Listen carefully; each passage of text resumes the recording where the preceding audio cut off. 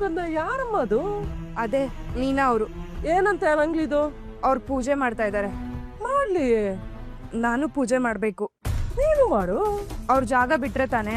ಅದು ನಾನೊಂದು ಶಿವಲಿಂಗ ತಂದಿದ್ದೀನಿ, ಪ್ರತಿದಿನ ಅದಕ್ಕೆ ಕ್ಷೀರಾಭಿಷೇಕ ಆಗ್ಬೇಕು. ಓ ಅದ ಕೊಡಮ್ಮ, ನಾನೇ ದೇವ್ರ ಮನೇಲಿ ಇಡ್ತೀನಿ. ಇಲ್ಲ, ನಾನೇ ಇಟ್ಟು ಪೂಜೆ ಮಾಡ್ಬೇಕು.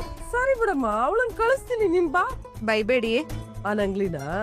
ಹ್ಮ್. ಅಯ್ಯೋ, ಅದ್ರ ಬಗ್ಗೆ ನಿನಗಿನ್ನೂ ಸರಿಯಾಗಿ ಗೊತ್ತಿಲ್ಲ ಕಣಮ್ಮ. ದಮ್ಮಯ್ಯ ದತ್ತಯ್ಯ ಅಂದ್ರೆ ತಾರಮಯ್ಯನ್ ತರ ನಂಗು ಬಿಡುತ್ತದು. ಏನಂಗ್ಲಿ, ಹೊರಗ್ ಬಾರೆ.